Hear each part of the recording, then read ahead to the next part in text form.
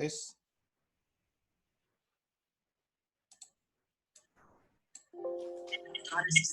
Halo. Kenapa saya? Lah di situ. Hah? Kok kurus? Ya itu tahun berapa ya? 2015 men, 5 tahun yang lalu. Iya. Masih kurang gizi lah ya. Itu kenapa Leonard kok nggak ada gambarnya? Tahu. Le? Ya. Mana gambarnya, Le? Gue kan di unmute, Jing. Videonya maksudnya. Oke. Udah ada gambarnya, udah. Ya, rambutnya udah dikeriting jadi ngikutin gua. Rambut udah dikeriting jadi gitu. Aduh. Tapi kan selalu berinovasi. Ya. Hey, by the way, gue agak bingung kalau kenapa gue malas pakai iPad kan? Gue malas pakai produk Apple tuh harus belajar lagi, malas banget. Hah? Apa sih itu? Itu kenapa tuh di chat? Tapi kan aku. Ada yang bisa adminin gua yang Roy Diantoro. Lah, kita bukan itu, bukan. Oh, ini udah pada nunggu. Di admit. Kenapa sih Roy nggak bisa emangnya? Nah, nggak tahu ta. Ini hostnya siapa? Bukan gua. Si PSA tim kan harusnya Roy yang pegang. Roy ya berarti ya. Ada apa nih? Apa tiba-tiba ngomongin Roy? Waduh si Roy. Kenapa lu nggak bisa nge-save diri lu sendiri, kan lu hostnya? Kenapa ya Dis ya? Kok di sini gua nggak muncul ya ininya? Oh, astaga. Iya, maaf. Saya agak gaptek juga ternyata. Ini kok nggak muncul? Guenya kok nggak muncul di waiting room gitu? Kaget gua. Itu udah pada banyak orang, udah mute, lu save-savein Ki. Di admitin gitu? Jangan, nanti kan. Kan udah. Leo kalau miring lebih bagus nggak sih, Le? Udah 5 menit lagi. Iya. Kelamaan, mendingan masukin aja. Kamera lu. Masukin aja gitu, sok. Kamera lu berdiri kan? Lagu aja, Roy. Sok. Saya moderator aja. Kalem, sok sama lu aja. Nggak ada mic ya, Le? Soalnya gue online dari HP, bukan dari laptop. Oh, siap. Kalem. Headset deh, pakai headset gua ya. Ya, pakai headset dong. Makanya ini. Apa? Pada ini dulu sok. Tuh, belum gua setting. Iya, bicaranya dong. Nanti memalukan ini bicaranya. Nah. Maksudnya kamera gue miring atau gimana? Iya, kalau bisa ditidurin. Kalau tidur aku kan jago meniduri. Aduh, ditiduri gue agak susah sebenarnya. Kamera yang tidur gitu gue kurang pede sih sebenarnya sih. Ya udah berdiri aja jangan gitu. gitu. Ini lu tangan lu bisa lebih luas, Bro. Bisa lebih lebar. Ya, bisa lebih lebar kalau lu ngomong. Lu itu pakai webcam atau pakai ini sih? Pakai HP itu. Pakai HP. Lu potong itu HP berarti. Soalnya ada laptopnya. Nah, lebih luas kan. Di laptop aja. Nah, bentar gua laptop kan kurang bagus. Kameranya jelek. Sama kayak gua. Kameranya jelek benar. Nggak mungkin itu iPad Pro ya. Oh iya. iPad Pro mana jelek. Loh, lu pakai iPad juga kan, Sep, yang itu ya? iPad ya? Bagus ya? iPad Pro-nya di sini, Sep. Yang ini HP-nya, Sep. Iya, kenapa nggak pakai kamera iPad Pro? Kenapa nggak pakai iPad gitu maksudnya? Iya. Oh iya, oke. Udah jangan iPad ya. Udah. Nanti ribet lagi, lu close lagi. Udah mau mulai. Gue berdiri aja lah, kurang susah. Ya, bebas. Agak susah. Apa-apa, dah. James gue juga berdiri kok posisinya. Iya, kalau jongkok kan. Kalau jongkok susah. Ya nggak ada yang jongkok sih. Jongkok mah di Running Man. Nah, gue udah bisa lah. Tangan gue nggak usah close banget kan. Ini cukup. Nggak, jangan terlalu jauh juga. Nggak kedengeran nanti. Gue save-savein ya. Oke, Asep. Gue share ya linknya ya. Asep, padahal mau gue pakai swipe up tadinya. Tapi Sep? Ya. Nanti aja.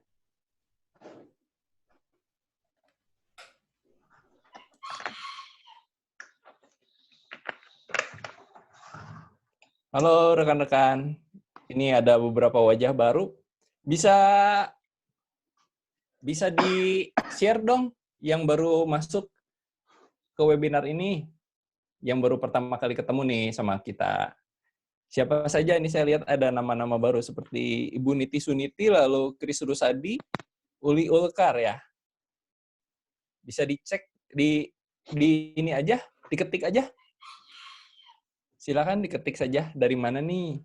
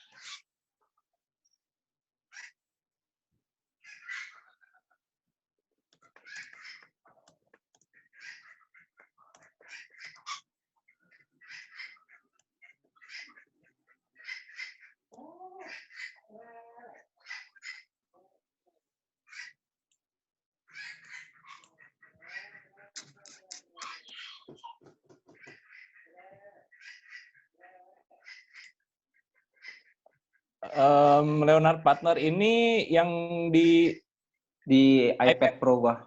siap. Cuman fungsinya kalau buat di chat sih. Ya betul. Nanti kalau misalnya mau ngirim gambar, ngirim gambar nggak bisa ya? Ya Nggak boleh. bisa ngirim Di situ aja. Kalau mau ngetik apapun lah kali ya. Oke, lebih mudah di situ betul. Saya mute ya. Betul ya? Yang di mute itu, sorry. Leonard Partner yang harusnya di mute ya? Iya, Oke, benar sorry. sekali.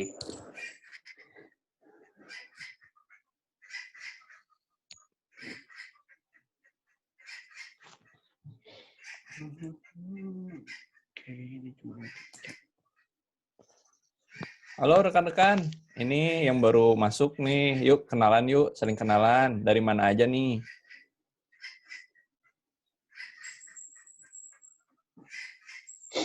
Bisa ditulis di kolom chat. Dari mana saja. Siang hari ini kita akan sharing-sharing tentang bisnis nih. Waduh, penting banget pada saat kondisi kayak begini. Aduh. Ya, penting banget ya, Coach Roy Ya, ya. betul. Seorang pebisnis juga sekarang lagi kesulitan. Tetapi justru, Angelina dari Semarang. Halo, salam kenal Bu Angelina dari Semarang. Pada saat kondisi kayak begini, justru sebenarnya banyak pengusaha baru. Ya, Saya jadi benar. ingat, Pak Leon, kan hari ini kan kita ngomongin tentang, akhirnya kita harus dipaksa untuk berbisnis gitu ya. Saya jadi ingat nggak dulu jadi di Bandung itu ada yang namanya PTN ya, PTDI.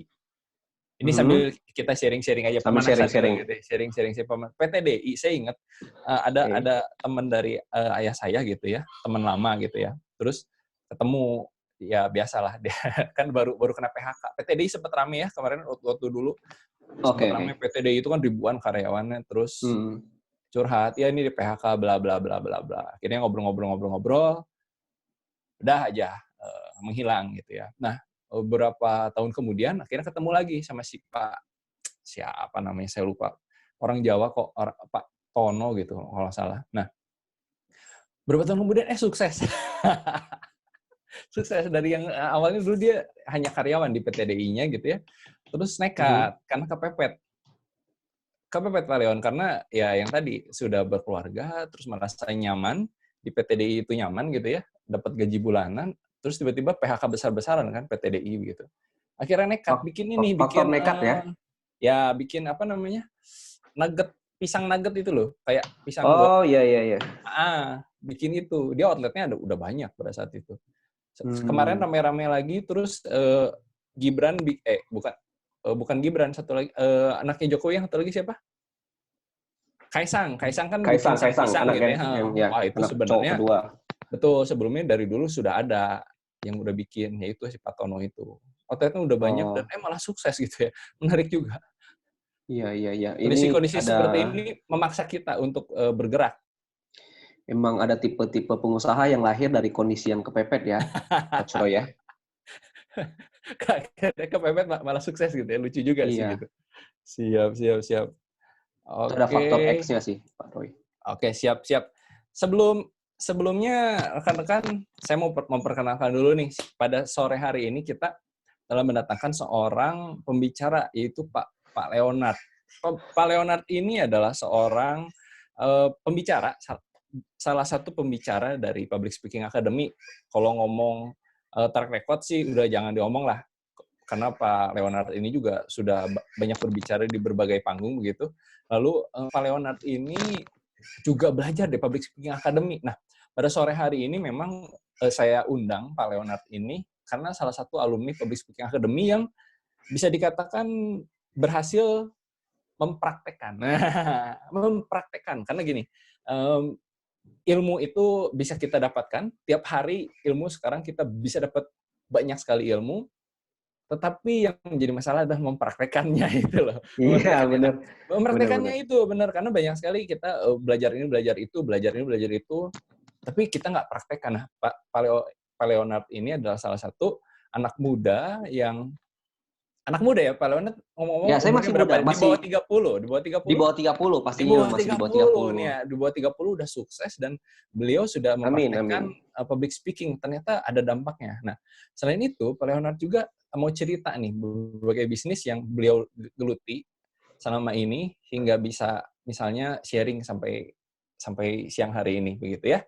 Oke, kalau begitu rekan-rekan, tanpa perlu lama-lama lagi, saya berikan mikrofon hostnya kepada Bapak Leonard. Berikan jempol yang siap untuk mendengar pada siang hari ini. Ayo. Oke, terima kasih buat host kita yang luar biasa, Roy Biantoro. Ya, perkenalkan nama saya Leonardo, biasa dipanggil Leon, dan sangat jelas saya adalah alumni dari Public Speaking Academy Bandung. Nah, salah satu tempat saya belajar, menambah ilmu saya, dan salah satu institusi pendidikan yang bisa saya banggakan di mana-mana.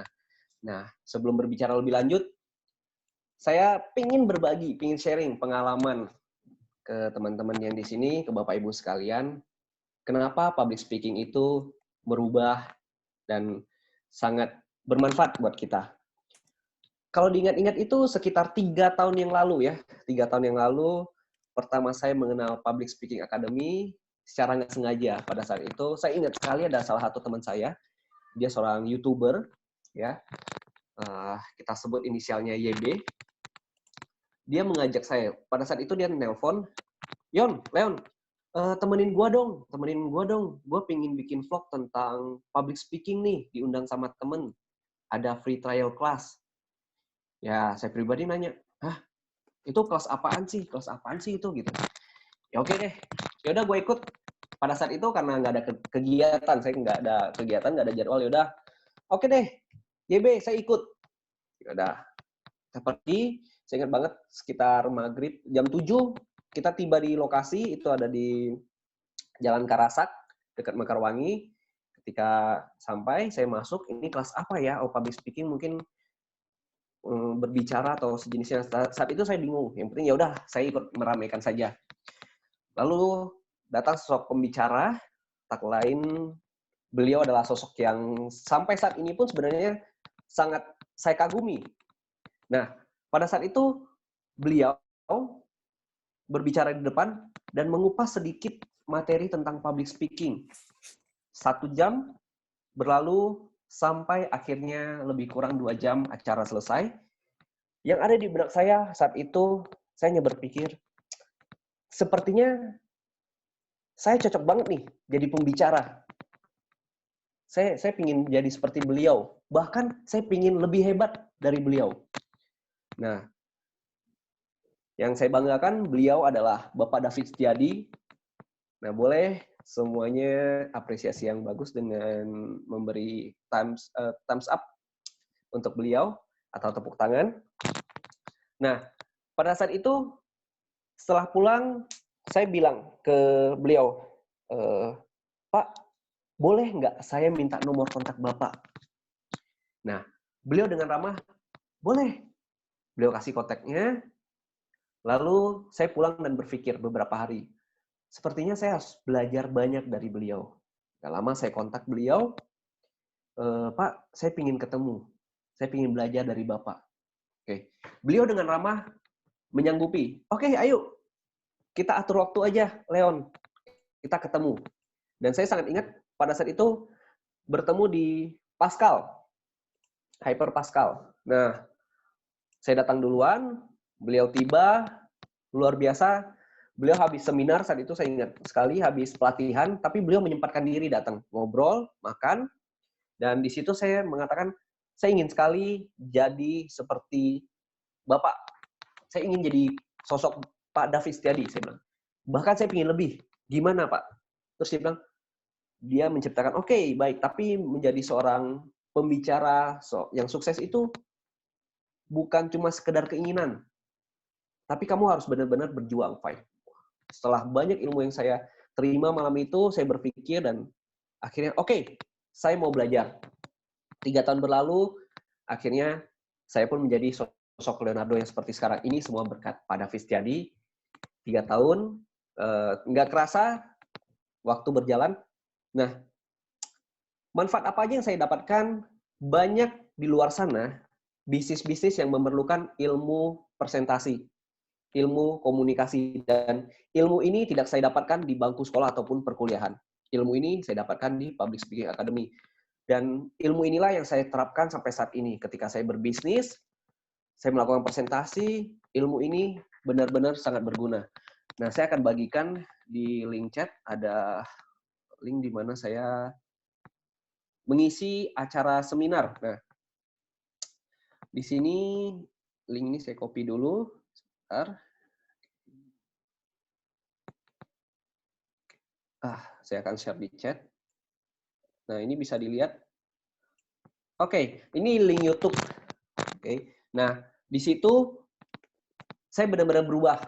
Maksudnya menjadi sosok orang yang berani berbicara di ratusan orang. Luar biasa sekali.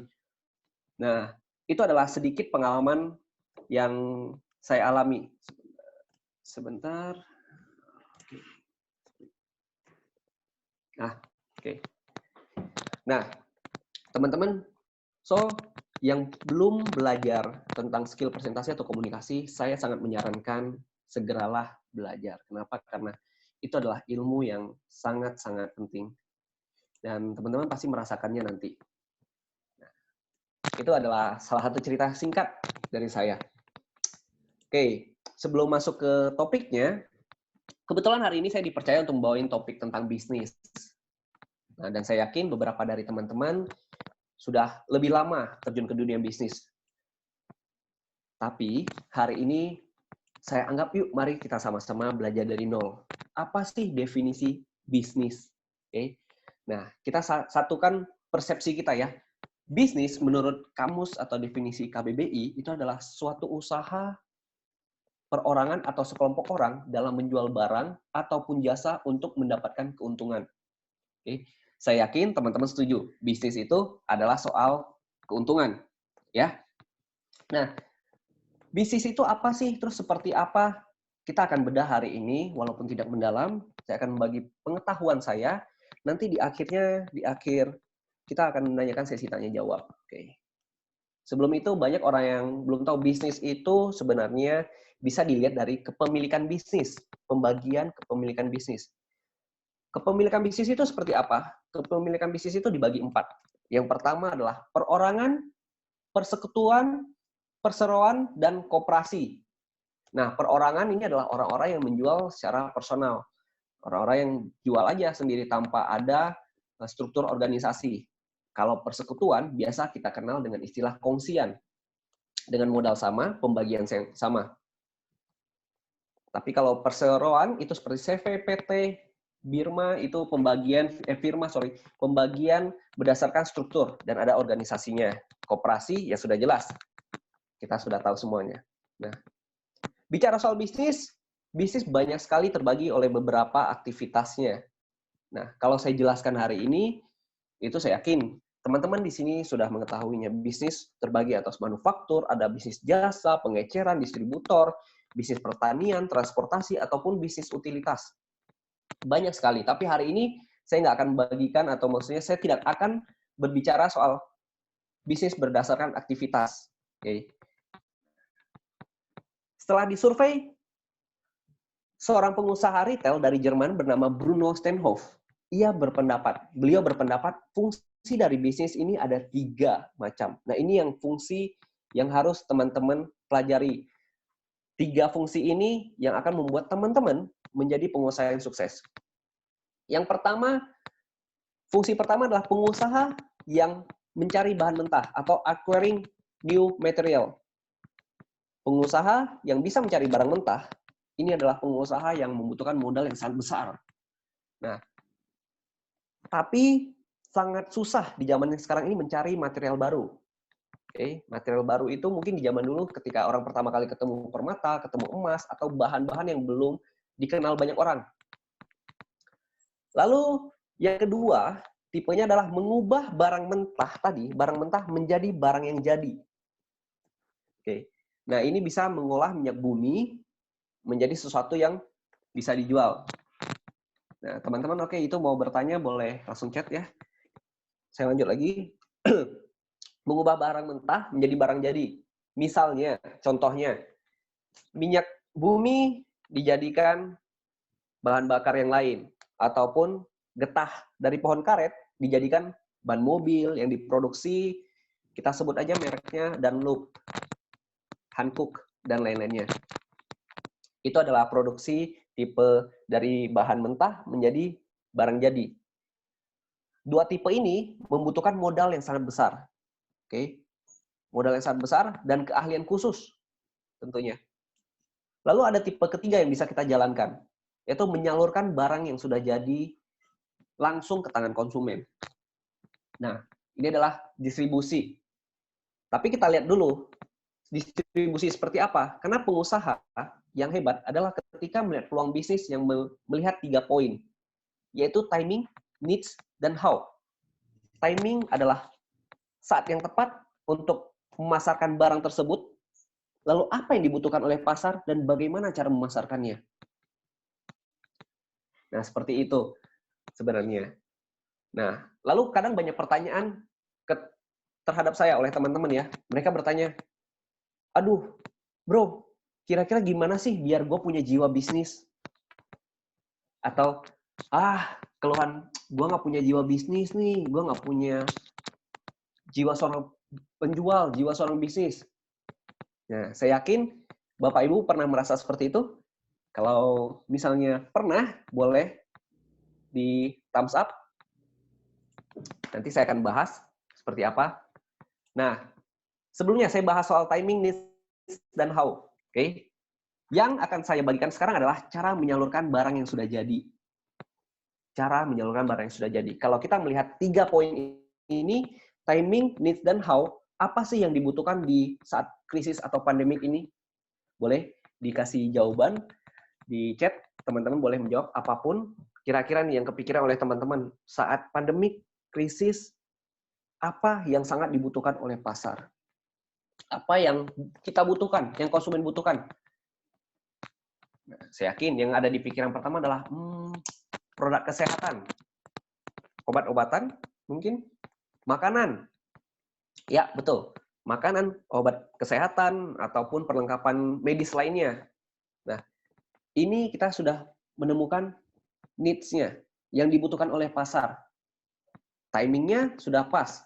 Timingnya adalah saat ini. Saat ini, era pandemik, yang dibutuhkan tadi needs-nya adalah peralatan kesehatan ataupun makanan. Lalu bagaimana cara kita memasarkan alat kesehatan ataupun makanan tersebut? Kita cari lagi dong. Nah, saya akan beri waktu kepada teman-teman. Mungkin yang tadi udah menjawab, saya akan sambil melihat jawabannya. Oke, produk kesehatan, multivitamin. Alat kesehatan makan, ya. Kita setuju ya, sebuah satu pikiran. Yang timing yang tepat saat ini, persaingannya sudah banyak. Oke, nanti saya akan jawab persaingan sudah banyaknya. Nah, terus untuk bertahan seperti apa? Alat kesehatan, seperti saya pribadi, saya juga melihat kesempatan ini dan lalu saya menjual alat kesehatan. Nah, alat kesehatannya berupa multivitamin dan masker. Contoh maskernya, seperti apa sih? Masker kesehatan banyak sekali. Saya akan bagikan lagi linknya. Nanti bisa diakses ya. Nah, itu adalah contoh masker. Lalu alat kesehatan multivitamin bisa juga. Bahkan teman saya tadi pagi menawarkan, bro, saya punya alat nih untuk memproduksi hand sanitizer. Nah, yang jadi permasalahan adalah untuk memproduksi hand sanitizer dan memiliki alatnya itu minimal modalnya 80 sampai 100 juta, sangat besar. Lalu bagi teman-teman atau bagi kita yang punya modalnya pas-pasan, apa sih yang kita lakukan di saat ini? Ya udah pasti cuma memasarkan produk yang sudah ada. Oke, kita bisa menjadi dropshipper, kita bisa jadi reseller. Reseller alat kesehatan lagi booming banget. Banyak sekali teman-teman di Instagram saya cuma jadi reseller alat kesehatan. Oke, ada pertanyaan. Cara menentukan harga jual gimana, Kak? Cara menentukan harga jual? Ya sudah pasti dong. Kita tentukan dulu, pingin profit berapa persen. Ya itu tergantung penjualnya. Oke.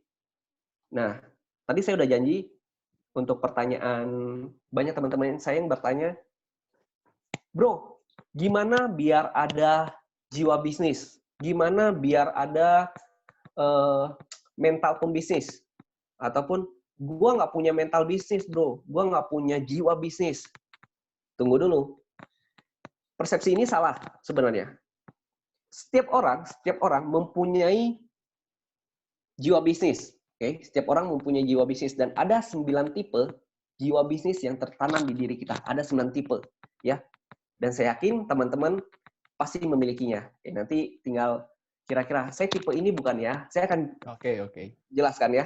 Siap. Ada 9 tipe nih. Ada 9 tipe. Ada 9 tipe. Tipe jiwa bisnis. Masa dari 9 kita nggak ada salah satunya nggak gitu ada. Nggak mungkin saya yakin setiap orang pasti punya. Setiap orang pasti punya. Menarik nih. Ada 9 yang tipe pertama, ya. Baik. Yang pertama ada improver. Tipe improver. Oke. Tipe improver kelebihannya apa? Dia adalah tipe orang yang inovatif. Selalu punya ide-ide baru.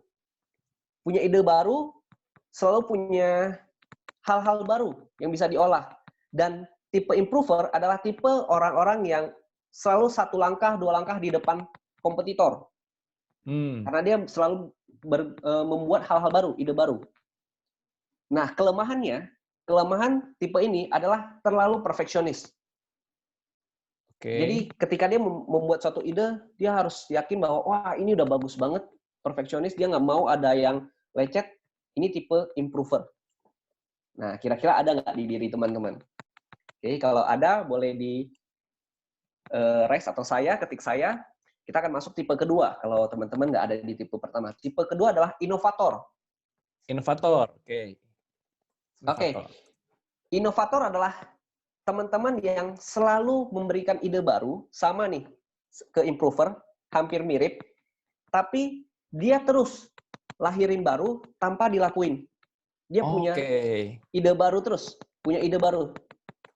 Nah, bedanya kalau inovatif tadi cuma berinovasi dan mengembangkan sayapnya, kalau improver itu dia bisa bertahan di kondisi yang sesat.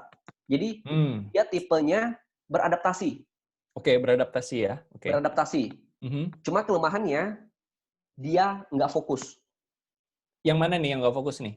Yang inovator nggak fokus. Inovator. Okay. Karena dia baru nyiptain, bedanya dia baru nyiptain, belum sempurna, dia udah nyiptain yang baru. Nyiptain lagi yang baru. Jadi nggak fokus. Dia punya banyak tapi nggak fokus. Ini biasanya kalau kita ketemu sama temen ini yang so ide biasanya. Yuk Iya, kesini yuk gitu bisa. ya. Yuk, Sampai bikin ini. belum ya bikin ini gitu. Pada saat ini lagi dibikin, kayaknya ini bagusnya dibeginiin gitu ya, Pak Leon ya gitu ya. Benar. Wah, ide mulu gitu Baru ya. jalan, ide. Kerjain. Jadi nggak fokus. Oh, aduh, ngeri. Waduh, ini. Boleh. Tapi ini Yang juga salah satu jiwa pebisnis kalau seperti ini Iya, ya. Oke lah, itu oke, jiwa nggak pebisnis. apa-apa. Kita lanjut dulu deh. Baru Kita dua lanjut soalnya. ya. Baru 2. Yang ketiga tuh visioner. Visioner, baik. Visioner ini tipenya dia punya visi dan semangat yang tinggi. Jadi ketika orang masih di satu langkah, visinya udah beberapa langkah ke depan. Tapi belum melangkah ya, cuman visinya. Dia sudah melihat visi ke depan. Nah, dan tipe ini punya strategi jarak pendek, jarak tengah, dan jarak panjang. Jadi dia udah punya strategi. Jarak pendek, jarak tengah, jarak panjang. Ya, bahkan dia punya rencana cadangan. Jadi jika cadangan strateginya salah, dia punya strategi plan B. Ini visioner. Oke. Terus dia punya keahlian membaca alur bisnis di masa depan. Tapi kelemahannya, ekspektasinya terlalu tinggi. Visioner, tipe pembisnis visioner adalah orang-orang yang bervisi tinggi, saking tinggi ekspektasinya, kadang dia tidak bisa melihat realita yang sedang terjadi sekarang. Ini tipe visioner. Oke, visioner yang ketiga. Yang ketiga. Yang keempat adalah tipe analitis. Analitis. Ya, tipe analitis ini kemampuan analisanya tinggi. Dia jago data. Jadi dia bisa mengambil keputusan berdasarkan data-data yang sudah dikumpulkan. Begitu data masuk, dia ngolah data tersebut dan dia tahu apa yang harus dilakukannya. Ya. Tapi kelemahannya, kalau dia salah mengumpulkan data, maka keputusannya akan salah. Oh, berantakan ya, malah ya berantakan. Jadi dia Oke. ngumpulin database dulu nih. Kelemahan lainnya, terlalu lama ngumpulin data, udah ketinggalan sama kompetitor. Betul. Ya, itu. Betul. Nah, selanjutnya yang kelima, itu tipe spesialis. Oke. Ya, tipe spesialis. Tipe ini tuh ahli di bidang tertentu. Dia cuma jago di satu bidang. Oke, pengusaha tipe spesialis, misalnya pengusaha spare part motor, pengusaha bengkel motor, bengkel mobil, dia cuma ahli di bidang itu. Jadi kelemahannya udah jelas. Begitu krisis di bidang tersebut atau dia mengalami terpuruk, dia udah nggak ada plan B, udah nggak ada rencana lain, udah nggak ada rencana sampingan. Bukan tipe palu gada katanya, itu kata Pak Tony. Bukan tipe palu gada berarti ya kalau begitu ya? Bukan. Pokoknya tipe yang spesialis itu cuma menguasai satu keahlian. Kalau lagi krisis di bidang itu habis dia. Selesai, Pak Roy. Betul. Ya. Tipe berikutnya, nah ini udah ada 5 tipe nih. Kira-kira teman-teman udah menemukan? Atau masih ada, mungkin saya akan buka 4 tipe lagi nih. Ada yang sudah apa? Ada yang gitu? udah? Coba ada yang di chat rekan-rekan. Di chat ya. Kira-kira saya tipe apa gitu? Saya tipe apa? Udah ada yang merasa nggak gitu ya? Saya tipe apa nih? Belum, oke. Belum nih, waduh belum. Tenang. Masih ada 4 lagi. Masih ada 4 lagi nih. Harus ada nih. Ya, 4 harus ada. Saya yakin semua orang jangan pesimis, bener. Mungkin 4 lagi. Oke. 4-4-nya. Siap. Yang keenam itu adalah tipe softy. Tipe soft. Dia adalah seorang pembisnis yang dengan menggunakan hati. Oke. Kelebihannya, karena dia menjalankan bisnis dengan hati, dia sangat dekat dengan mitra. Jadi dekat sama mitra, dekat sama bawahan, sangat dekat. Oke. Mengambil keputusan secara subjektif karena pakai hati. Udah jelas itu menjadi kelemahannya. Kelemahannya yang lain adalah dia kurang tegas dan tidak bisa objektif. Ini tipe softy. Ya. Tipe pembisnis yang menggunakan hati.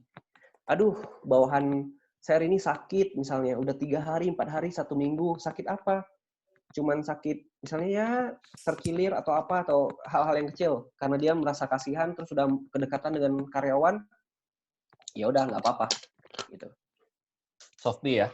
Softy. Oke. Yang ketujuh, softy. Saya yakin teman-teman di sini kalau orang yang tipenya pakai hati itu softy ini masuk nih semuanya nih. Bukan baperan nih? Bukan baperan ya, bukan baperan. Oke. Tapi kalau orang yang gampang baperan kayaknya softy tuh. Softy juga gitu ya? Oke. Iya. Pengen pede. Lalu yang oke, sip. ketujuh, opportunities. Pebisnis opportunities. Nah, opportunities ini adalah bisa dibilang pebisnis yang musiman. Karena dia jago memanfaatkan peluang, Pak Roy. Oke. Itu apa, Pak? Maaf tadi. Opportunities. Opportunities. Oke. Oke. Oke. Opportunities. Ini pebisnis yang jago memanfaatkan peluang. Lalu pebisnis ini dia berani mengambil resiko dengan perhitungannya untuk profit yang lebih maksimal. Jadi dia tahu resikonya. Contoh wabah COVID ini menyerang di China, pebisnis opportunities ini udah membaca, wah ini bakal nyampe ke Indonesia nih. Gua harus stok masker, stok alat kesehatan, gua harus ambil semua hand sanitizer. Dia menahan semuanya, begitu menyerang ke Indonesia, dia tinggal pasarin. Itu pebisnis opportunities. Dia bisa ngambil resiko. Nah, cuman yang tadi, resikonya kalau sekarang sudah banyak banget saingan agak susah. Tapi setidaknya di awal dia udah mengambil profit maksimal. Nah, seperti itu. Oke. Yang ke-8 adalah tipe pebisnis karismatik. Karismatik ya. Iya, karismatik. Oke. Apa itu? Tipe ini plusnya adalah dia punya karisma dan selalu disegani. Kelebihannya, dia gampang mempengaruhi bawahan, gampang mempengaruhi lawan, partner, ataupun orang lain. Ya, dia gampang mempengaruhi. Itu tipe karismatik. Kekurangannya adalah dia besarnya peran yang dipegang oleh pembisnis ini bergantung oleh bawahannya ataupun oleh sumber daya kreativitas yang dia miliki. Jadi dia berkarisma, tugasnya adalah mengumpulkan orang-orang dan membuat orang-orang tuh segan terhadap dia. Nah, tapi orang-orang yang dikumpulkan juga harus punya skill yang kreatif. Jadi kemampuan si pembisnis ini tuh tergantung bawahannya. Jika bawahannya nggak kreatif, ya dia habis. Karena dia cuma punya karisma. Karena dia cuma punya karisma yang bisa membuat dan mempengaruhi orang untuk menjadi followernya dia. Tuh, Steve Jobs katanya, apakah Steve Jobs karismatik? Bisa jadi Steve Jobs termasuk karismatik. Dia bukan tipe yang jago pinter banget, tapi dia punya karisma yang bagus, mempengaruhi orang, dan di belakangnya punya orang-orang skill yang bagus. Oke, itu pebisnis karismatik. Yang terakhir nih. Optimistik. Udah pasti dong. Tipe pebisnis yang selalu optimis dan semangat. Kelemahannya, saya yakin teman-teman udah tahu. Terlalu optimis juga kurang baik. Ya, seperti itu. Nah, ini adalah 9 tipe pembisnis. Saya yakin salah satu tipenya pasti ada di teman-teman. Boleh diketik tadi, udah ketemu belum? Saya tipe udah apa ketemu ya? Belum nih? Tadi kan kalau baru 5 belum ketemu gitu ya. Sekarang udah 9. 9. Izinkan saya share ya. Saya share dulu ya. Oke, nih 9 tipenya share nih, dulu saya share ya. Sip. Nih, kira-kira apa aja nih? Palu gada nggak ada. Ya bener. Coba. Dari 9 tipe ini kira-kira apa aja nih? Saya ulangi lagi ya rekan-rekannya. Dari improver. Improver itu inovatif atau perfeksionis. Ini Pak Leon kalau misalnya salah boleh dikoreksi. Oke, nggak apa-apa. Inovator itu konseptor, tapi nggak gerak-gerak gitu ya Pak ya. Iya. Visioner itu memiliki strategi bahkan jangka panjang, bahkan bisa backup plan gitu. Wah, itu menarik tuh. Visioner. Analitis itu jago di data, dia bisa berpikir lebih mendalam dengan menggunakan data-data dan berarti berhati-hati gitu ya. Lalu ada spesialis itu ahli di satu bidang, dia mastery gitu, dia jago banget di satu bidang. Terus softy itu memiliki rasa belas kasih yang sangat kuat terhadap karyawannya, jadi akrab gitu ya mungkin ya, lebih akrab. Lalu opportunis itu berani ngambil resiko. Waduh, lalu ada yang karismatik itu bisa menginfluence, bisa bisa mengajak rekan-rekan atau anak buah atau rekan-rekan gitu ya untuk bisa mengikuti dia begitu. Lalu optimistik bersemangat gitu ya. Iya. Selalu bersemangat gitu ya. Nah, kira-kira rekan-rekan dari 9 hal ini, 9 tipe ini pasti rekan-rekan punya satu dong, gitu ya. Iya, pasti. Coba nih, ada yang optimistik. Semua tipe ada ya, gimana tuh? Ada. Waduh, sempurna Nah, ini berarti. nih, Itu sempurna. sempurna nih. Ada juga yang nanya, sempurna nih. mungkin nggak ya ada 1 atau 2 tipe atau bisa semua? Bisa. Ada tipe orang yang memiliki semuanya. Ada tipe orang juga memiliki 1, 2. Tapi persentasenya nggak banyak. Nah, sama. Apakah kesimpulannya dengan kita memiliki salah satu aja, sebenarnya kita udah memiliki jiwa bisnis gitu ya? Udah, memiliki. Jadi menjawab pertanyaan ini loh, Coach Roy. Ada yang nanya, wah, atau ada yang ngeluh, gue nggak punya jiwa bisnis. Ada dong orang-orang yang seperti itu. Gue nggak punya jiwa bisnis, atau gimana bisa punya jiwa bisnis? Saya yakin ada, cuman belum menemukan tipe apa, tipe pebisnis apa dia. Belum sadar. Oke, ya. baik. Kata-katanya adalah belum sadar. Belum sadar ya, atau belum menemukan. Betul. Coach, ini udah ada banyak pertanyaan, lebih baik kita coba jawab satu-satu dulu gitu ya. Oke. Saya bacakan dulu dari yang pertama adalah Pak Tommy ini ada nanya bagaimana mendapatkan ide yang ciamik untuk jualan di masa. Bagaimana mendapatkan ide yang ciamik untuk jualan di masa seperti ini, Coach? Mana nih dia? Saya sambil nanya nih. Sambil baca di atas ya. Saya ketik ulang. Ya. Oke, bagaimana cara mendapatkan ide yang ciamik ya? Oke, ide brilian dalam masa seperti ini. Balik lagi, kita harus tahu timing yang tepat, lalu apa yang dibutuhkan. Oke, kalau pesaing kita juga menawarkan apa yang dibutuhkan sama persis, kita harus mencari hal yang baru. Menambahkan atau istilahnya kita mengedit apa yang kita tawarkan. Nah, di dunia penjualan, lebih tepatnya di bidang negosiasi, itu banyak orang yang berjualan, marketing, sales, atau orang-orang di luar sana yang berdagang, mereka hanya memikirkan profit, memikirkan apa yang mereka dapatkan. Tapi sebenarnya, yang terpenting adalah apa yang kita tawarkan. Oke? Apa yang kita berikan? Coba diulangi lagi. Yang paling penting adalah bukan profit, tapi gimana? Bukan profit. Oke. Dalam dunia bisnis, bukan apa yang kita harapkan, untuk kita miliki. Apa yang kita tawar? Apa yang kita tawarkan? Oke. Siap. Quotes of the day nih. Oke, siap. Quotes of the day. Tapi apa yang kita tawarkan? Apa yang kita harapkan? Oke. Yang kita harapkan, tapi apa yang kita tawarkan. Jadi kalau kita bicara soal ide brilian, ide yang ciamik, kita lihat dulu kita ada di mana, karena setiap tempat itu memiliki medan yang berbeda. Nah, cara paling gampang, kalau tips dari saya adalah coba posisikan teman-teman atau diri kita ada di posisi konsumen dengan kondisi dan situasi yang sama persis.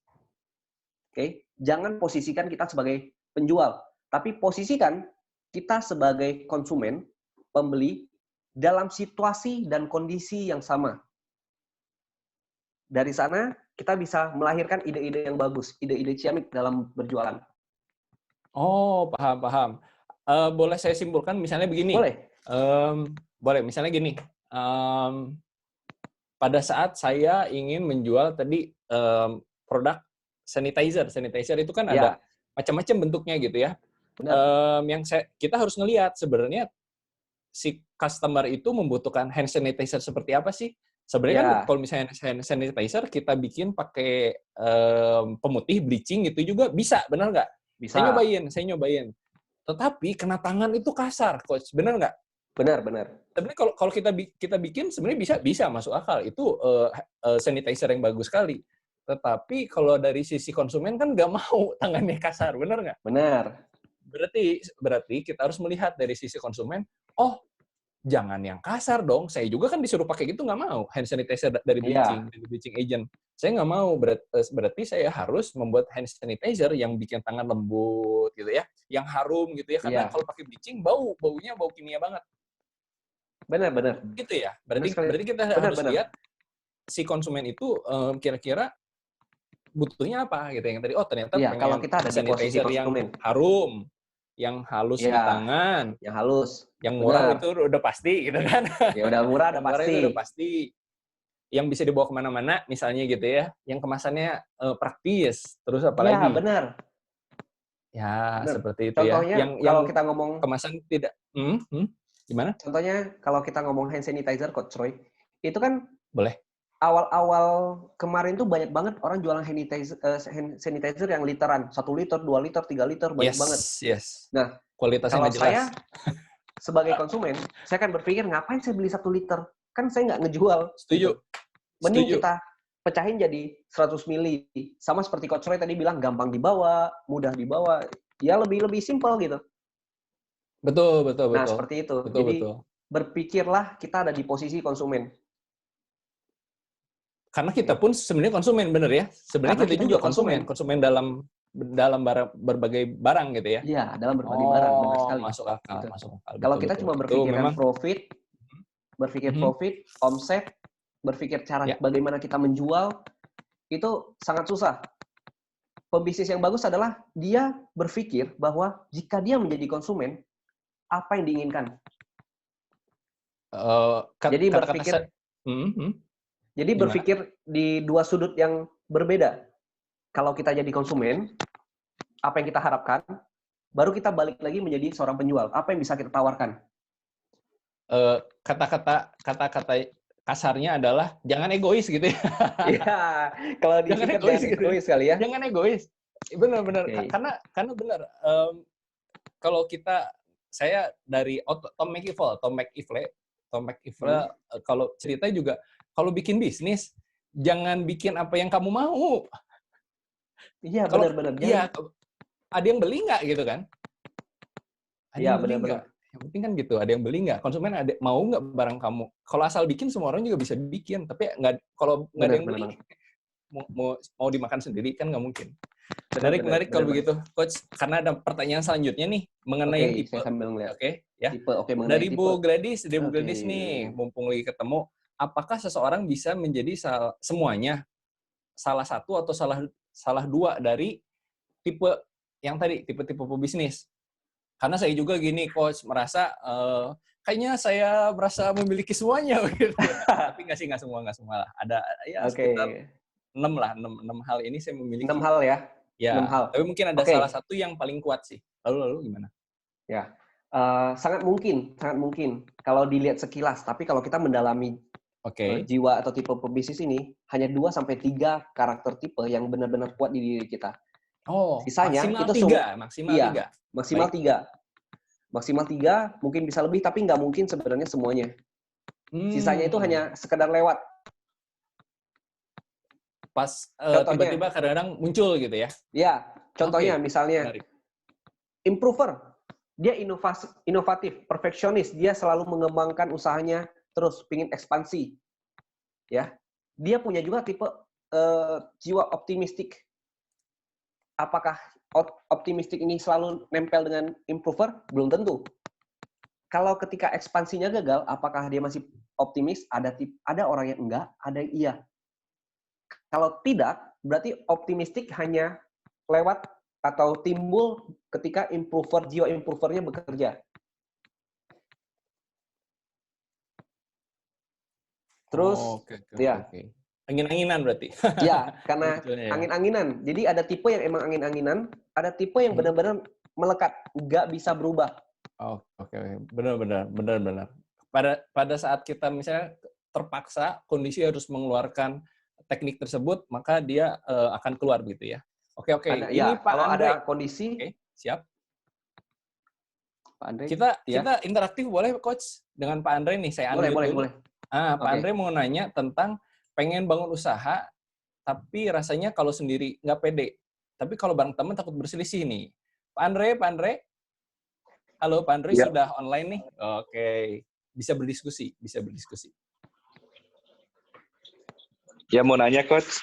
Kebanyakan kan kalau buka bisnis itu banyak ketakutan kayak nggak pede gitu. Tapi giliran sama temen kayak lebih pede, lebih gimana. Cuman kan banyak orang gitu ngomong kalau kongsian itu kalau masalah duit pasti nanti pecah atau gimana gitu. Nanti merusak pertemanan. Baiknya gimana, Coach?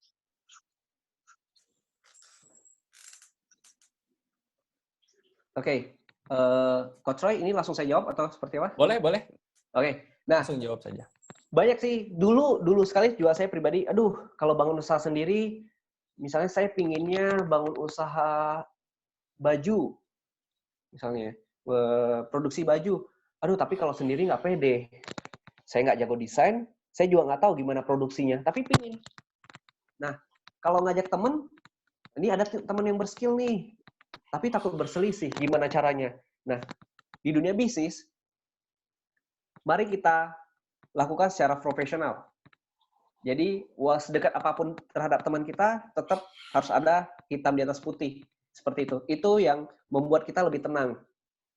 Nah, tapi kalau udah masih hitam di atas putih, tidak ada saling percaya, rasa percaya, itu sangat susah sekali. Begitu, Pak Andre. Jadi emang harus berbadan hukum. Apalagi kalau kongsian yang besar ya. Seperti itu. Itu jawaban yang simpel yang mungkin bisa diterima oleh teman-teman.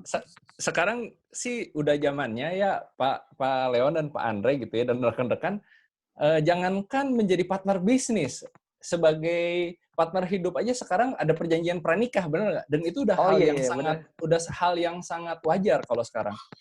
Sudah bukan mikir nanti mau cerai, bukan.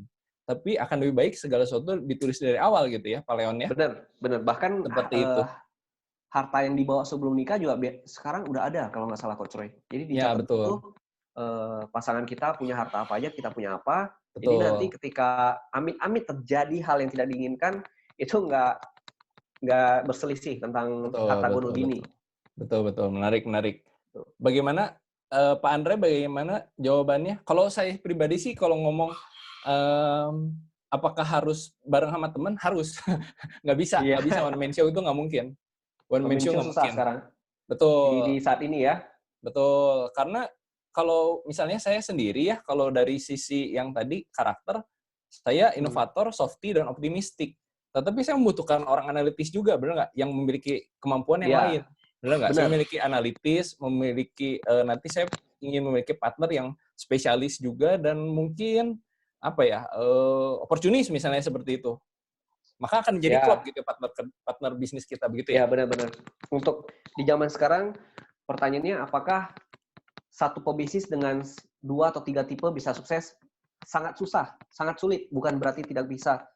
Kecuali ada faktor X ya. Faktor X adalah faktor keberuntungan. Kita nggak bisa ngomong faktor keberuntungan. Tapi kalau menurut ilmu yang pasti, untuk di saat ini, kita harus mengumpulkan 2-3 orang pembisnis dengan tipe yang berbeda, bekerja sama membangun satu bisnis. Kita bisa lihat di luar sana banyak bisnis yang besar sekarang itu tidak dimiliki oleh satu kepala. Pasti. Ya. Beberapa, 2-3 kepala. Mereka kongsian dan saya yakin mereka mempunyai tipe atau jiwa yang berbeda. Jadi mereka punya job desk masing-masing. Sama-sama pebisnis, tapi ditempatkan di pos-pos yang sesuai dengan jiwa mereka. Begitu, Pak Roy. Oke, siap, menarik. Kalau begitu selanjutnya ke Pak Yosep nih, Pak Yosep. Semoga Pak Andre bisa terjawab. Pak Yosep, saya unmute dulu nih. Pertanyaannya adalah, kalau mau bisnis butuh modal, benar. Maksudnya hutang atau gimana nih? Berapa persen hutang atau masa COVID ini gimana? Nah, coba nih Pak Yosep mau menjelaskan mungkin. Jadi kan biasanya kan, misalnya nih, kan kita lagi banyak di rumah nih.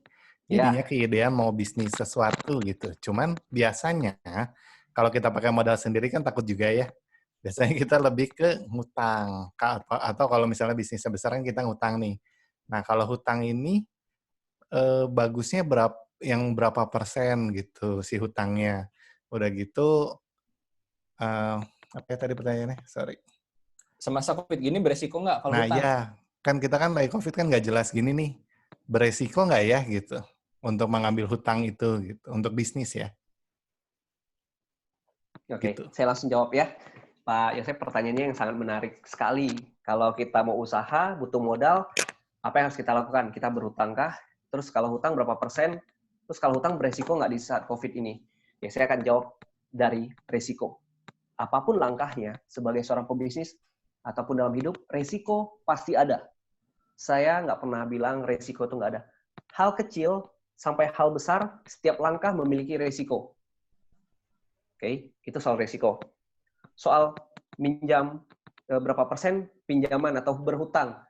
Nah, ini kita harus lihat dulu. Kita harus menganalisa datanya, apa yang mau kita jual, bagaimana keuntungannya, persentase, laba, profit, dan produksi, biaya lain-lain. Ini membutuhkan angka yang harus kita hitung, Pak. Jadi belum ada hitungan persentase pastinya. Tapi kalau saran buat Pak Yosep, di saat seperti ini, di masa ini, kita nggak ngomong masa COVID saja, untuk saat ini, kalau saya pribadi tidak menyarankan untuk berhutang. Ya, kita bisa memulai bisnis tanpa berhutang. Contoh paling simpel, yang paling gampang, kita jadi dropshipper. Beda dengan reseller. Kalau dropshipper, kita hanya sebagai perantara. Oke, kita nggak perlu keluarin modal, kita cuman promosi di sosmed, di mana-mana, kita nggak perlu modal, begitu ada pembeli, konsumen, kita hubungin, sellernya, kita ambil, terus kita antar. Kita dapat persentase. Seperti itu. Cara kedua, tanpa ngeluarin modal untuk berusaha, untuk memulai usaha adalah mencari partner yang tepat. Cari partner yang tepat. Contohnya, kita punya skill nih, kita bisa membuat kue, roti, atau kita bisa membuat sesuatu produk, tapi kita nggak punya modal. Kita cari partner yang punya modal, tapi nggak punya keahlian khusus itu. Kita ajak kerja sama lagi. Sama seperti sebelumnya saya bilang, sangat mustahil di saat ini untuk sukses sendiri. Kecuali faktor X.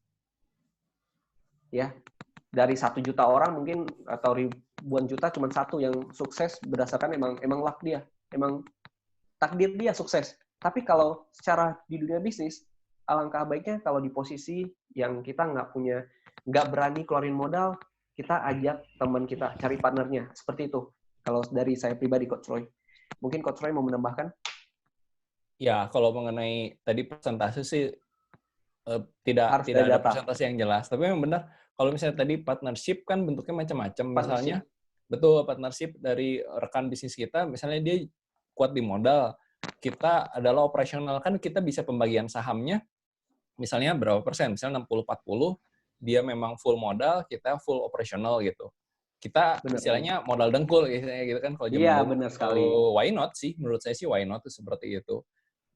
Kalau misalnya minjem, karena sekarang emang cukup beresiko gitu ya, kondisi sekarang itu kan masih agak bimbang sih kondisi Indonesia saat ini.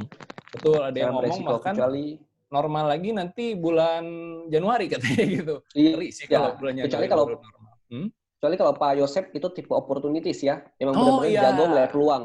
Ada yang jago ngeliat peluang, betul juga. Ngambil resiko berhutang dengan hitungan dan emang bisa ngelihat ke depannya, peluang gitu ya. Peluangnya, memanfaatkan peluang ini. Tapi tipe opportunities ini, saya tambahkan lagi ya, Coach Roy, ini tipe pebisnis melihat peluang jangka pendek ya. Jadi, benar-benar musiman. Seperti saya bilang tadi, tipe musiman dia. Ngelihat peluang, hajar, resiko, ambil untung, udah. Nanti kita lihat lagi, apa nih. Contoh opportunities nih, pebisnis di bidang saham, trading, Pak Roy. Oke. Dia lihat kesempatan, chance, ambil resiko, hajar, ambil untung, udah beres. Betul. Dia resiko yang terukur lah intinya mah. Bukan resiko sekedar nekat aja, tapi terukur gitu ya. Udah tahu plus minusnya. Menjawab Bapak Yosep?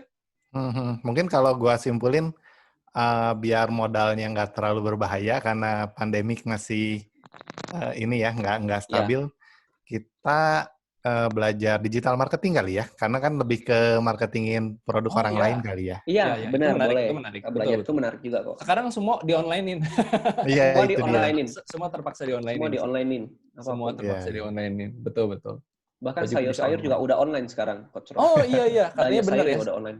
Oke. Sekarang kita beli sayurnya harus online. Terima kasih Pak Yosep atas partisipasinya. Thank you, Coach. Leo dan Roy. Ini ada dari Pak Tommy, tapi ini sudah dijawab tadi, pertanyaannya mirip, mendapatkan ide Ciamik untuk jualan tentang kebutuhan riset pasar dan menemukan keresahan. Dari Pak Mukti nih, wah agak melenceng pertanyaannya, tetapi mengenai dari sisi customer, bagaimana jika target sales, kita sudah tahu nih apa yang diinginkan customer, tapi di sisi lain ada SOP perusahaan tidak bisa dilanggar. Waduh. Bagaimana nih? Oke, pertanyaan menarik, emang sedikit melenceng ya. Nah, di sini itu yang harus dipelajari adalah ilmu negosiasi. Nah, Oke, negosiasi. ilmu negosiasi ini adalah salah satu ilmu yang sangat saya sukai dan saya dalami sekarang. Nah, ini sebagai tenaga sales, saya akan memposisikan kita semua ada sebagai sales. Kita udah tahu nih konsumen pingin apa. Contohnya, mungkin kita ambil simpelnya asuransi, produk asuransi kali ya. Dia pinginnya klaimnya lebih tinggi dari yang seharusnya. Tapi emang dari perusahaan SOP-nya udah nggak bisa nih. Nah, coba kita tawarkan sesuatu yang masih bisa dirundingkan dulu. Jadi kita tawarkan sesuatu yang mungkin nggak maksimal 100% punya atau yang diinginkan konsumen, yang bisa kita jadi perantara ke perusahaan.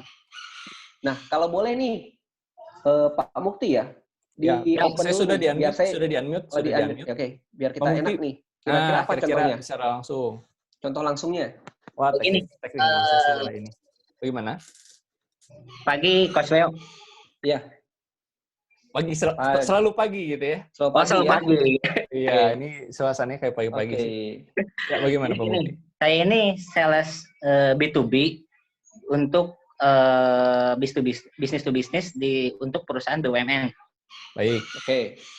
Nah, pertanyaannya di BUMN, kalau misalkan Pak Leo pernah ke ranah tersebut, mungkin ada beberapa orang dari user yang selalu ibaratnya orang yang berkepentingan itu dia suka tiba-tiba, Pak lebihin lah sedikit buat saya atau apa gitulah kasarnya. Berkepentingan gitu ya. Berkepentingan. Paham.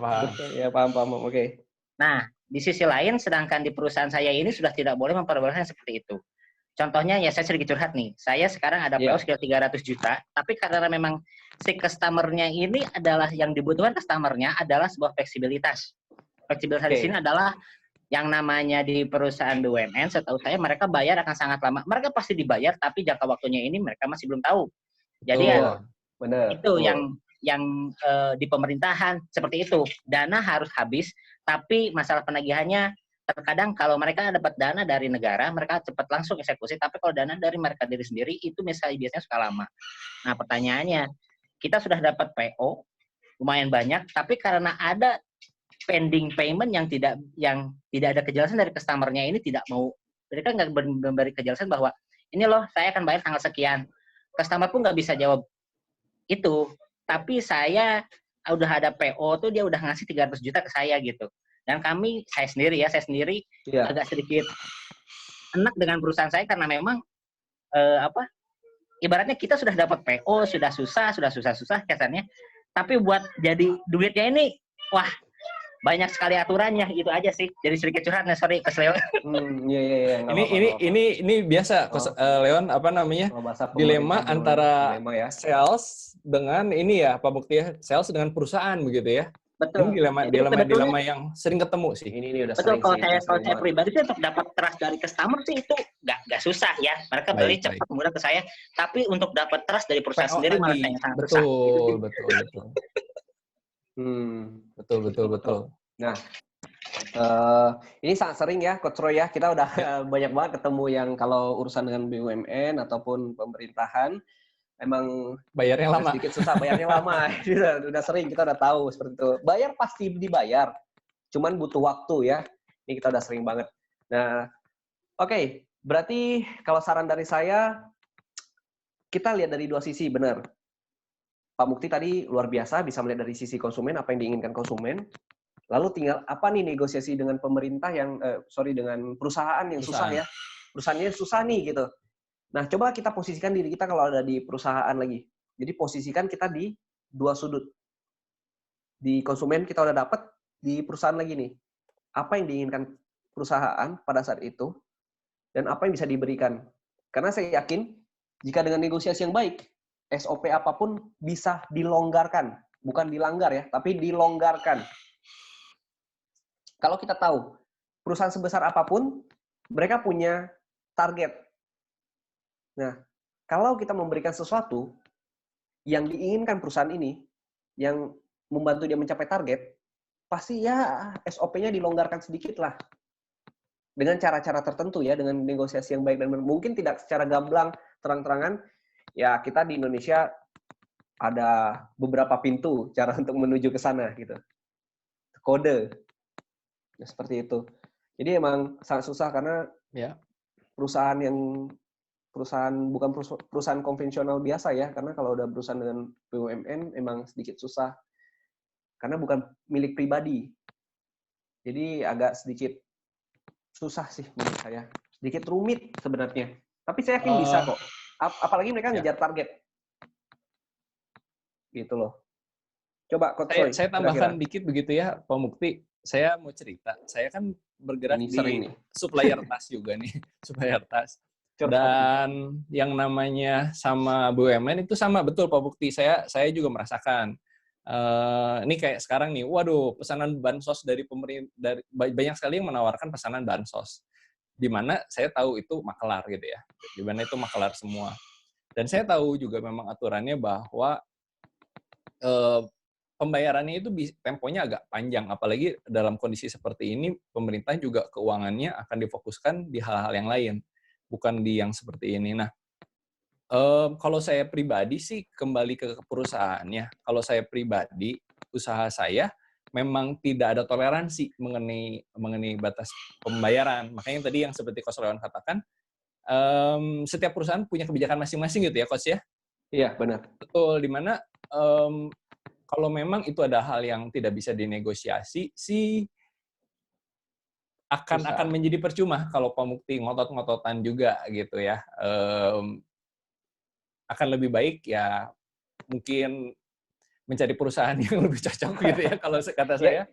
Betul, karena tenaga sales itu kan butuh omset, Pak. Jujur aja, saya pun kalau misalnya, anak buah saya kira-kira pengen bablas gitu, main sikat-sikat ya silahkan. Tapi kalau di usaha saya, mohon maaf, saya tidak mentolerir mengenai ini tenggat waktu gitu. Tapi kalau misalnya kamu pengen main di bidang itu silahkan. Sebagai contoh, teman-teman saya ada banyak yang berani main di yang tenggat waktu yang cukup panjang. Ya sudah, setiap bisnis memiliki model tersebut seperti itu. Kalau mengenai solusinya seperti apa, udah dapat PO nih, sayang banget gitu kan. Ngobrol sih sama si bos, walaupun bagaimanapun juga tetap ini ada uang di tangan, apalagi kondisinya seperti ini gitu Pak Mukti, saya pikir dinegosiasikan saja. Ini Pak, ini udah PO loh Pak. Dan ini kita lagi butuh omset, bener nggak lagi kondisi kayak begini? Iya, benar-benar. Ya, mohon maaf ya, saya bukan ngajarin kurang ajar, tapi sebagai seorang sales itu adalah ujung tombak, dan itu posisi yang sangat terhormat bagi saya pribadi gitu ya. Dan sales itu adalah ujung tombak perusahaan. Tajam banget. Apakah kita harus diam-diam aja gitu kan? Ya ngomong, Pak, ini saya udah begini, kita juga harus ada negotiation skill yang tadi. Begitu kepada bos. Pada intinya kalau saya pribadi ya Coach Roy, saya percaya setiap SOP itu memang tidak bisa dilanggar, tapi bisa dilonggarkan. Dilonggarkan. Gitu. Coba kita mengusahakan dilonggarkan dulu, tapi jangan sampai kita melanggar. Ya, melanggar sih salah. Kalau melanggar salah. Nekat, ya. Betul, dilonggarkan, betul. jangan dilanggar. Jadi gitu, kita berusaha. Saya sudah unmute Pak Mukti itu. Bagaimana Pak Mukti? Ya karena yang tadi yang penting Pak Mukti jangan menyalahi aturan sih, itu yang diam-diam gitu. Bukan masalah menyalahi aturan, karena memang diomongin di aja. Perusahaan saya ini ya sorry itu saya gitu, karena memang kita ini perusahaan ibaratnya kalau di industrial distributor tuh kita udah gajah gitu. Karena sudah gajah, jadi kita nggak bisa kita membuat untuk merubah, ibaratnya kita mau cara dari atas harus udah nggak boleh yang lain. Itu sih yang menjadi kesalahan kita. Dan kami pun banyak kalah dengan perusahaan yang memang ibaratnya yang masih levelnya masih fleksibilitasnya masih tinggi. Itu sih yang saya pribadi yang perlu saya rasakan. Itu aja sih. Oke. Betul. Nah, biasanya memang kalau jadi perusahaan udah gede ya, biasanya yang lebih ketat ya Pak Mukti ya. Betul, karena sudah ketat dan mereka punya tim financing yang kasarnya ibaratnya finance-nya ini kacamata kuda. Dia nggak lihat penjualan sebelumnya, yang penting ketika ada belum bayar, ketika ada pending payment atau apa, itu sangat menjadi ibaratnya jadi batu sandungan yang paling terbesar lah. Dan mereka kacamata kuda, mereka nggak ngelihat prospek ke depannya apa, nggak melihat apa. Yang penting kamu belum bayar, nggak akan bisa saya proses. Gitu doang sih yang. Dan itu jadi di perusahaan saya pun jadi ibaratnya tim collector masuk salah satu tim yang paling tidak bisa dinegosiasikan. Harus sampai ibarat sampai direktur harus turun tangan baru mau jalan.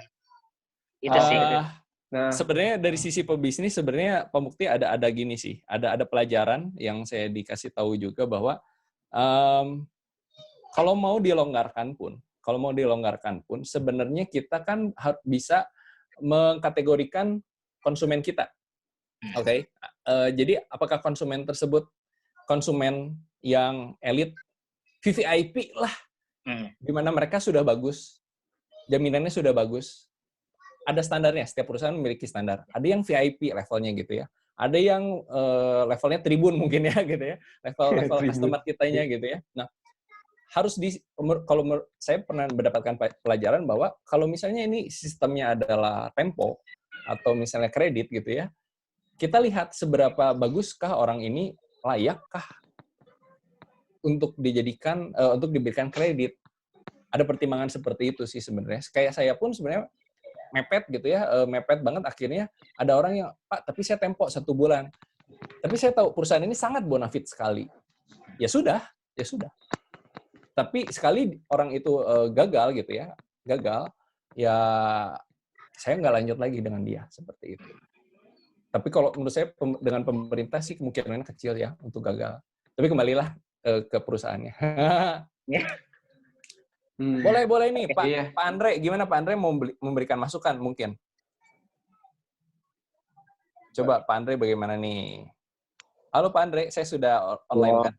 Ya, kebetulan saya salah satu yang bergerak di bisnis juga distributor dan mempunyai beberapa sales juga. Terkadang saya sering juga dengan pemerintahan ataupun non pemerintahan ya, yang kita ini mungkin bisa membantu membuka pikiran juga buat teman-teman. Kenapa perusahaan itu terkadang banyak bertentangan dengan sales? Nah, mungkin kalau saya melihatnya dari sisi perusahaannya gitu. Terkadang kita sangat mengerti sales kita ini udah capek, dapat omset bagus. Nah, cuman yang jadi hal yang sulit itu, walaupun kita misalnya perusahaannya anggaplah sudah besar atau menengah atau kecil, kita itu nggak bisa ambil resiko itu karena begini, kita lihat dulu, omsetnya besar. Terkadang kalau terjadi hal buruk, kita tuh kadang-kadang bingungnya gini, sales juga nggak mungkin suruh ganti. Sales juga kita tidak tega, apalagi kalau salesnya udah lama, salesnya bagus, kita nggak mungkin keluarkan. Dan kalau misalnya terjadi hal buruk, atau saya terjadi pernah beberapa kali, ada yang nggak bayar atau gimana, salesnya dipotong dari tiap gajinya, atau dia mau bertanggung jawab. Tetapi sudah banyak saya alami, sales itu jadinya apabila misalnya bertanggung jawab, dipotong nih gajinya, kerjanya jadi kurang semangat, kerjanya jadi banyak lesu gitu. Nah, makanya kita kadang-kadang daripada kehilangan salesnya yang bagus, lebih baik kita kehilangan omset. Mungkin begitu kalau dari pandangan saya sih. Oh, berarti sebenarnya perusahaan Pak Mukti itu sebenarnya sayang dengan Pak Mukti gitu. Singkatnya seperti itu ya Coach Roy ya. Sayang ya. Betul, sayang. Maksudnya Iya. jangan sampai misalnya jadi karena uang ya istilahnya PO 300 juta akhirnya jadi hubungan dengan Pak Mukti itu nggak bagus gitu. Saya pikir gitu positifnya ya. Iya, bisa gitu. Karena Ambil positifnya aja deh. berlaku. Ya betul, ambil positifnya saja seperti Berlaku di itu. perusahaan tuh begini. Betul, Pak Andre. Kalau omset mungkin mau kecil mau besar itu relatif, ya? bisa kita cari gitu. Yes, setuju. Tapi dengan sales yang jujur itu sangat kejujuran ya Coach Roy ya. Kejujuran gitu. Yakin kalau saya betul. pribadi lebih mempertahankan sales saya yang jujur ini. Apabila misalnya nih ada salesnya nih, ini bagus nih omsetnya, saya tolak. Cuman mungkin saya kasih reward lain, kayak udah gini aja lah, kamu nggak usah ambil PO itu, udah aja misalnya saya kasih ada sedikit tips atau gimana untuk mengobatinya gitu. Mungkin seperti itu sih gitu. Setuju. Sangat positif sekali. Terima kasih nih Pak Andre nih. Dari sisi pengusahanya berarti gitu ya, bisa mengisi. Sisi pengusaha. Betul. Ada lagi? Terima kasih Pak Mukti dan Pak Andre nih. Saya suka sekali kita sangat interaktif biasa ya diskusinya. ya. Sebenarnya ada lagi pertanyaannya? Baik. sedikit saran ya Coach Roy. Kalau saya mungkin ini bisa diterapkan di dalam negosiasi itu ada teknik comparing position. Jadi tadi Pak Mukti udah tahu nih kita punya kompetitor yang lebih fleksibel. Bisa kita ajuin untuk meng-compare dengan perusahaan kita. Sebenarnya sangat panjang dijelaskan, mungkin kalau ada kesempatan nanti saya akan ketik di grup. Nah, ini terakhir nih? Bu Angelina mau nanya nih. Angelina mau nanya, saya unmute dulu ya Bu Angelina. Oke. Halo Bu Angelina.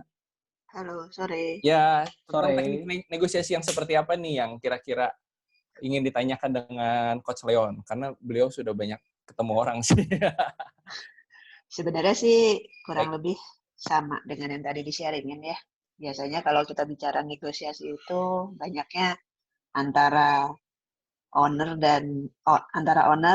tim sales dan customer ya gitu. Nah, cuma kadang-kadang kan ketiganya itu seperti tadi yang di-sharingkan teman-teman yang lain ternyata ada penghambat satu sama lain ya gitu. Yeah. Nah, ya saya pingin tips-tips aja sih. Mungkin ada mas tadi kan kalau dari Pak Andre ternyata tipsnya udah sangat-sangat jitu sekali gitu ya. Nah mungkin ada dari yang lain-lain kira-kira tips-tipsnya bagaimana. Jadi apalagi kan kalau di kondisi sekarang otomatis kita sangat-sangat butuh dengan cash flow ya gitu. Jadi kalau mundur-mundur sementara kita juga berpikir kan nggak mungkin misalnya punya anak buah bayarannya juga mundur-mundur gitu. Jadi ya saling terkait satu dengan yang lain gitu sih. Siap. Menarik Bu Angelina. Oke, menarik Bagaimana ya. Pak Leon? Oke, saya rangkum intinya tips seperti apa untuk bernegosiasi ya. Tadi kan Pak Andre sudah sharing di sisi perusahaan seperti apa. Mungkin dari salesnya dari gitu salesnya nih. Jadi kita ambil kalau keputusan Pak Andre sebagai perusahaan sangat bijak sekali dengan cara ya udah kita kasih reward yang lain nih. PO yang ini kita tiadakan, kita buang dulu, anggap aja ya udahlah omset yang ini kita nggak ngambil, tapi kan kasihan nih si sales sudah berusaha. Ya kita kasih reward. Nah, itu sangat bagus sekali, sangat bijak sebagai perusahaan ataupun sebagai owner ya. Seperti itu tuh yang bagus. Di negosiasi kita harus lihat kondisi juga Bu Angelina karena banyak teknik negosiasi yang lainnya. Jadi kalau Ibu bisa ngasih secara detail seperti apa dan posisi apa kita, itu saya bisa ngasih tips lebih tepat lagi. Tapi intinya di negosiasi adalah kadang orang tidak berpikir win-win solution atau orang hanya berpikir dari satu pihak sebagai penjual. Contohnya biasanya yang paling sering adalah teman-teman saya di insurance. Mereka hanya ngejar penjualan besar, ngejar target, tapi mereka nggak tahu apa yang diinginkan konsumen. Jadi tips saya adalah paling simple, paling pertama kalau mau jago negosiasi adalah lihat dari dua sisi dalam kondisi dan situasi yang sama. Udah. Itu saja tipsnya. Lihatlah dari berbagai sudut pandang dalam situasi dan kondisi yang sama. Sama persis ya Bu. Seperti itu Bu. Tipsnya. Saya tambahin sedikit, Coach Leon, kalau mengenai win-win nih sih jadi dari Pak Tung, saya ingat kata-kata Pak Tung itu dalam negosiasi Bu Angelina, kan kita kalau negosiasi akhirnya stuck itu karena apa sih? Karena sama-sama kekeh gitu ya, sama-sama ingin win dan win gitu kan. Betul, semuanya pengen win. Nah, jadi pada saat kita ingin negosiasi apapun, misalnya saya ingin naik gaji gitu ya, posisi saya ingin naik gaji. Kita harus pastikan lawan bicara kita itu win duluan. Oke? Kita paparkan dulu win-nya dia. Jadi misalnya contoh gini, Coach Leon, saya kan sudah lama nih bekerja di sini. Saya kan gini, Coach Leon, saya sudah berhasil mendapatkan omset nih. Orang targetnya 500 juta, tapi saya sudah mendapatkan omset 2M nih selama 1 tahun ini. Dan kalau misalnya Coach Leon lihat dari performansi saya, semakin lama saya semakin tinggi. Dari yang sebelumnya saya pada saat baru pertama kali masuk, saya hanya mendapatkan target 1M. Tapi saya sudah di atas rata-rata nih Coach Leon. Lalu saya juga selalu datang pagi, lalu saya pun bisa bisa mengajak rekan-rekan yang lain untuk lebih bersemangat, dan saya juga bisa membantu presentasi pada saat dibutuhkan. Saya pikir kalau misalnya, kalau boleh nih kata-katanya gitu kan, kalau boleh, saya ingin ada penyesuaian gaji, Coach Leon, karena biasanya kan kenaikannya 10%, boleh nggak 20%? Karena saya sudah menunjukkan bahwa performa saya akan lebih baik, dan ke depannya saya pasti akan lebih baik seperti itu. Iya, benar. Bagus sekali. Kita berikan dulu gitu kan. Menarik. Kita berikan dulu performance yang tadi awal saya ucapkan, Coach Dede hari ini ya, dalam dunia bisnis, bukan apa yang kita inginkan yang kita dapatkan, tapi apa yang kita tawarkan terlebih dahulu. Kita menawarkan dulu ya, menawarkan diri dulu. Kalau posisinya kita tadi. Tawarkan diri dulu. Jasa kita tawarkan ya. Jasa kita, atau kita tawarkan kelebihannya. Kelebihan kita. Betul. Kita tawarkan kelebihan, menarik. Mungkin dipersingkat, disimpelin, kita tawarkan keuntungan mereka. Keuntungan orangnya. Oke, dengan setelah mereka tertarik dengan keuntungannya, baru bagaimana cara mereka mendapatkan keuntungan tersebut. Oke, siap. Mudah-mudahan Bu Njelina bisa menjawab. Ya, terima kasih. Karena tidak terasa sekarang sudah hampir jam 5 dan hari weekend ini kita mau ngabuburit gitu ya rekan-rekan.